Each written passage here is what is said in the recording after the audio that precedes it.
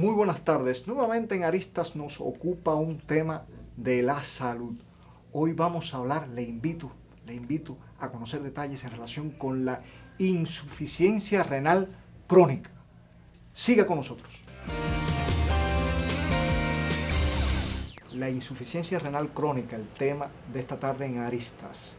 Le damos las buenas tardes al doctor Luis Alberto Espósito Ferrer. Buenas tardes. Bueno, ¿en qué consiste la insuficiencia renal crónica? La insuficiencia renal crónica es la pérdida lenta y progresiva de la función renal provocada por causas o afecciones primarias del riñón o secundarias a enfermedades sistémicas que tiene un carácter, como decía al inicio, lento, progresivo e inexorable. Y que es irreversible. Estadios de la enfermedad. La insuficiencia renal cursa por 4 estadios. El estadio 1, con un filtrado glomerular o función renal entre 70 y 60 mililitros por minuto, que prácticamente carece de síntomas y de evidencias clínicas que hagan sospechar la enfermedad y solo persiste la de la enfermedad subyacente o que desencadenó la insuficiencia renal. Segunda etapa.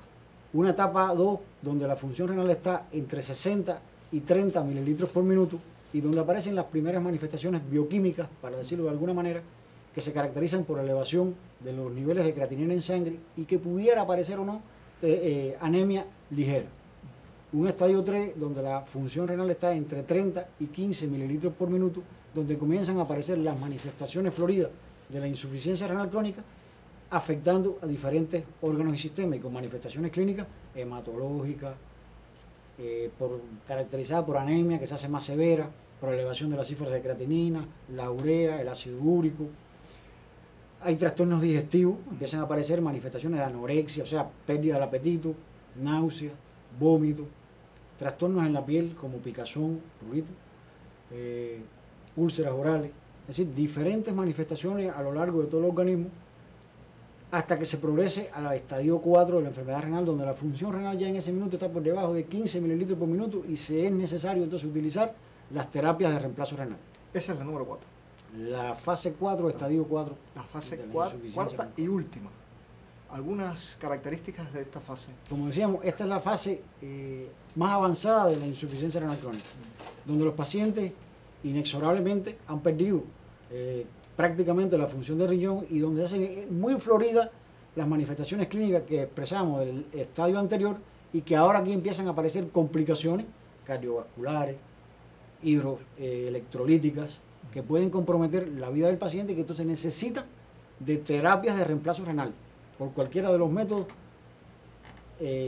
autorizados para este tipo de tratamiento. Lo más conocido es la hemodiálisis. Sí, mira, la terapia de reemplazo renal transita por 3 grupos básicos de tratamiento. Sí. La diálisis peritoneal, la hemodiálisis con todas sus variantes y el trasplante renal, tanto de donante vivo como de donante cadavérico. ¿Cuál es la diferencia de la diálisis con la hemodiálisis? Bueno, la diálisis peritoneal es un sistema de intercambio de sustancias tóxicas intracorpóreas, donde el intercambio ocurre a través de los capilares del peritoneo dentro de la cavidad abdominal. Y la hemodiálisis, el intercambio es extracorpóreo, es decir, desde la sangre, un circuito extracorpóreo al riñón artificial, se hace la depuración de las sustancias tóxicas y se regresa a la sangre ya depurada al enfermo. Toda esta terapia perteneciente a la 4ª etapa. Perteneciente a la 4ª etapa, a lo que hoy se llama el estadio avanzado o final de la enfermedad renal, sí, no de la vida del paciente. Sí, de la enfermedad. De la enfermedad. Algunas enfermedades desencadenantes, doctor. Sí, mire, para hablar de enfermedades desencadenantes, primero tenemos que tratar el tema de los factores de riesgo que dan susceptibilidad a padecer de insuficiencia renal crónica. ¿Cuáles son?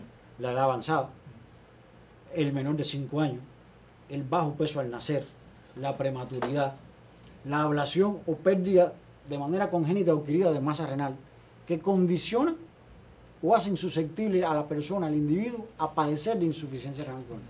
Y hay que hablar de factores desencadenantes o que reinician o inician la insuficiencia renal crónica, que son la diabetes, la hipertensión, la obesidad, las enfermedades cardiovasculares, las dislipidemias, la litiasis renal, la uropatía obstructiva, cuando se convierte en nefropatía, las enfermedades infecciosas. ¿Qué significa? A ver, cuando hablamos de uropatía obstructiva, sí, decimos que hay un fenómeno que obstruye el libre flujo de la orina. Ya.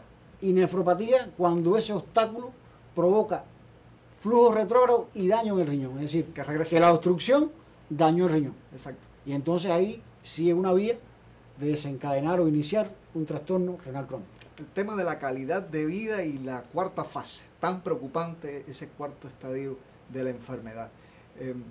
¿Cuáles son los datos con que contamos sobre la calidad de vida del paciente? Me dice que ha tenido pacientes que viven con 20 años con la hemodiálisis y que prefieren no trasplantarse. Cuéntenos algo sobre eso. Mira, la insuficiencia renal crónica está considerada hoy como una enfermedad catastrófica. Y es una enfermedad catastrófica por las implicaciones médicas, políticas, económicas, sociales y familiares que engendra. Es una enfermedad muy costosa, donde la familia y el individuo afectado, el paciente en este caso, tienen que adaptar un nuevo guión de su vida, porque cambian todos los hábitos de la vida de la persona, cambian todos los hábitos de la vida de la familia, y hace que estos pacientes transiten por diferentes etapas, desde el punto de vista de la adaptación a los procederes de depuración extracorpórea o de terapias de reemplazo renal, que se expresan diferente de un individuo a otro y de una familia a otra. La magnitud del fenómeno es tal y va en crecimiento que hoy se está hablando de casos nuevos en un año, entre 300 y 340 nuevos casos por año por cada millón de población en un país. En la región latinoamericana está entre 140 y 180 nuevos pacientes por millón de habitantes por país. Y en Cuba está alrededor de 98 nuevos pacientes por año por millón de habitantes en los temas de terapia de reemplazo renal. Mayabeque todavía tiene un subdiagnóstico y estamos alrededor de 85 a 90, 95 nuevos pacientes por millón de habitantes por año diagnosticados de la enfermedad. Bueno, de la insuficiencia renal crónica estamos hablando esta tarde, de sus 4 fases, específicamente, esencialmente de la cuarta, que es evidentemente la más grave y la última también. Vamos a una pausa y enseguida volvemos.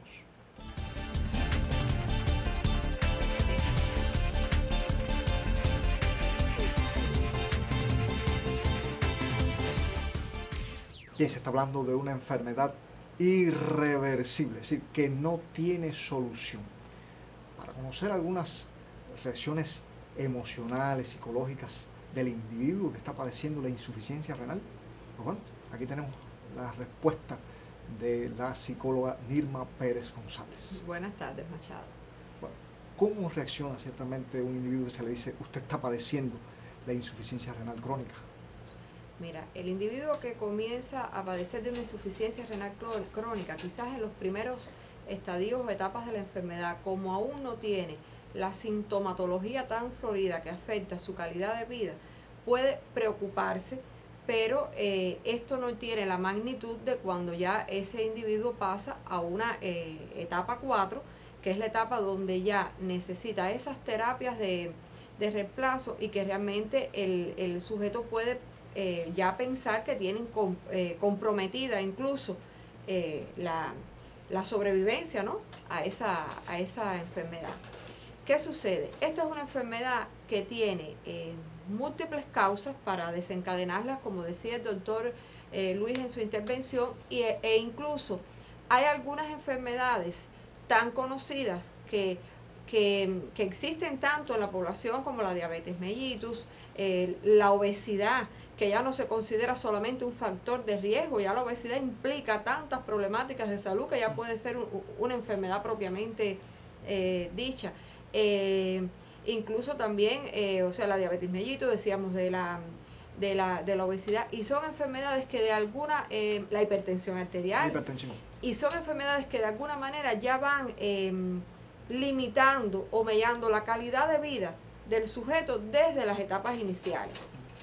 El sujeto, cuando conoce que tiene una insuficiencia renal crónica y que ya esto puede ir incluso al traste con su vida si no tiene una adherencia terapéutica adecuada. ¿Qué cosa es adherencia terapéutica? O sea, que el sujeto asuma el tratamiento, que asuma cada una de las indicaciones médicas, que sea capaz de ir a realizarse el tratamiento de hemodiálisis con la frecuencia, que sea capaz de asumir todas las restricciones dietéticas, o sea, que implica esa enfermedad. Primeramente puede deprimirse muchísimo, puede haber incluso una fase de negación en que se diga, bueno, esto no tiene por qué estarme pasando a mí, quizás hubo un error en el diagnóstico, quizás la persona pueda pensar, bueno, fui a este médico, pero entonces quiero ir a este otro, a ver si este otro me puede decir lo que yo no quiero escuchar. ¿Se da cuenta? O sea, algo diferente a lo que me está diciendo. Y esto es una problemática que se da, y sobre todo cuando ocurre en etapas tempranas de la vida. Es una problemática que incluso quizás ya no la siente tanto el individuo, pero la familia sí se implica de una manera muy importante. ¿Implicaciones de la familia, sí, en el orden psicológico, Nelma? Mira, el doctor Luis decía que la familia tiene que cambiar, o sea, un diagnóstico de este tipo cambia a la familia. Primero, porque se sabe que tenemos un paciente con determinados riesgos para la vida, en dependencia de la evolución que tenga, porque no solamente están las enfermedades que provocan, o sea, que constituyen la causa, sino también que hay enfermedades que se van, o sea, son como secundarias a la insuficiencia renal, y que también van dañando la calidad de vida de la persona, y que a veces quizás limitan el tiempo de la diálisis porque la persona no lo resiste. Pero no se puede ver desde la perspectiva esta del fatalismo, de que al ser una enfermedad irreversible, eso implica que en muy poco tiempo la persona va a perder su vida. Todo lo contrario, hay ejemplos de personas que han sobrevivido a la enfermedad con cualquiera de las modalidades, no solamente con la hemodiálisis, sino también con el trasplante renal, y han logrado tener una vida con una calidad aceptable por muchísimos años. La etapa difícil del cuarto estadio de la enfermedad. ¿Cuál sería el apoyo de la psicología? ¿Cuál sería el trabajo del instrumental de la psicología para apoyar estos casos? Mira, en estos casos, sobre todo hay que trabajar con el paciente para evitar que los síntomas de angustia, de ansiedad, de depresión que pueda sentir el paciente lo lleven a ver la vida de una manera destructiva, porque entonces el paciente, en lugar de adherirse a esa terapia, lo que hace es rechazarla. O sea, quizás se niegue a ir a la diálisis, quizás el paciente no quiera porque dice, ¿para qué me voy a someter a un tratamiento que puede ser o sea, invasivo de alguna manera, si en definitiva esto no va a resolverme mi problema? Y en ese sentido la psicología tiene mucho trabajo, y también con la familia, por todo el apoyo que necesita, porque esa persona se va a ver limitada.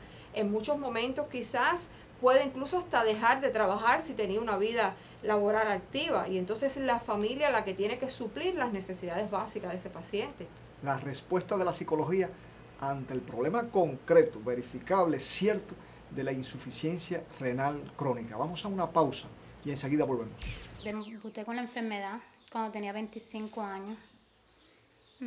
Tenía 2 niñas pequeñitas. Cuando empecé a sentirme mal, pensaba que era el estrés por el hecho de tener las niñas tan pequeñas, las cosas de las casas, los quehaceres. Me dejé llevar por esto y no fui al médico. Cada día me sentía un poquito más mal.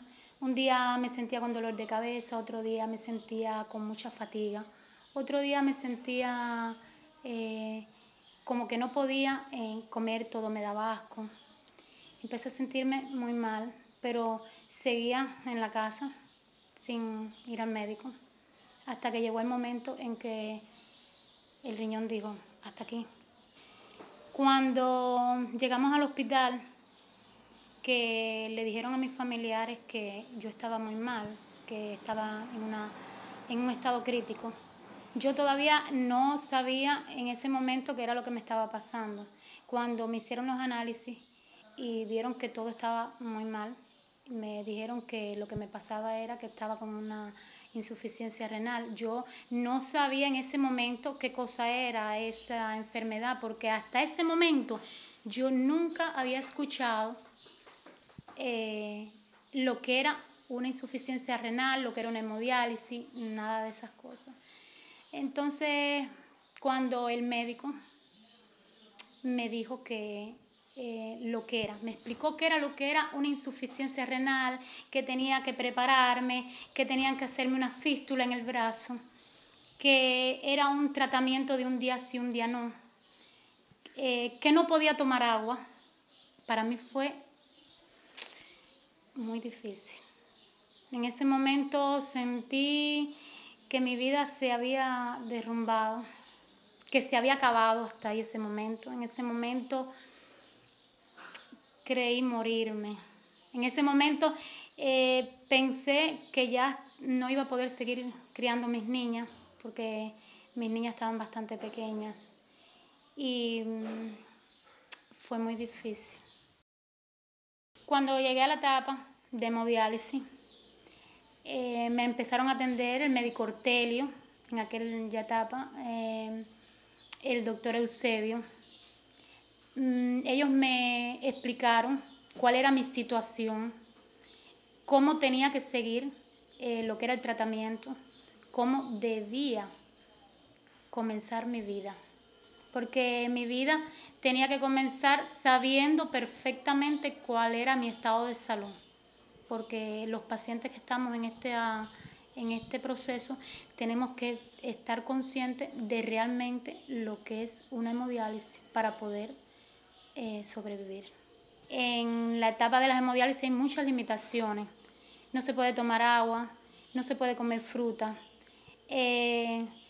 Tienes que tener un régimen de dieta bastante balanceada. Esto es para poder la vida hacerla un poquito más larga. Porque si esa dieta que te ponen, tú no la cumples, no logras pasar las hemodiálisis.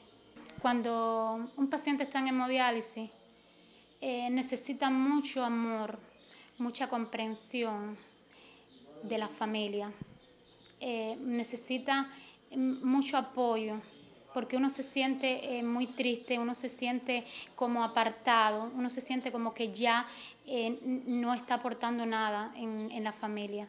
Y si uno tiene una familia que lo apoya, que lo ayuda, pueden lograr que lo estimule más. Cuando llegó mi trasplante fue lo más grande en ese momento, una alegría inmensa.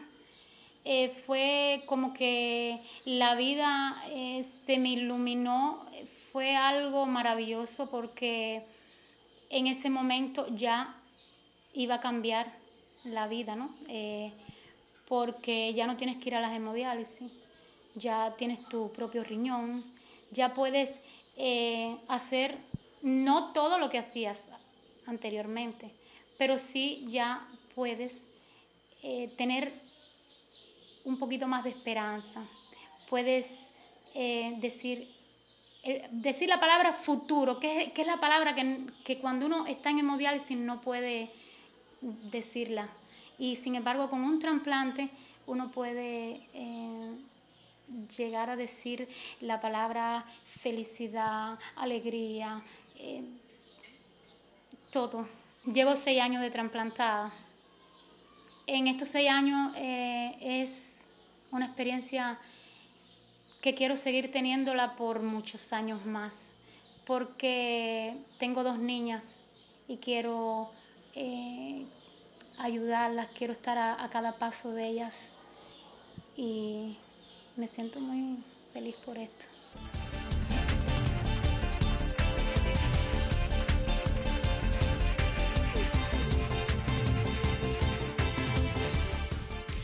Bien, esta tarde estamos hablando de la insuficiencia renal crónica que, como hemos conocido, nos han refrendado, nos han confirmado, se trata de una enfermedad irreversible.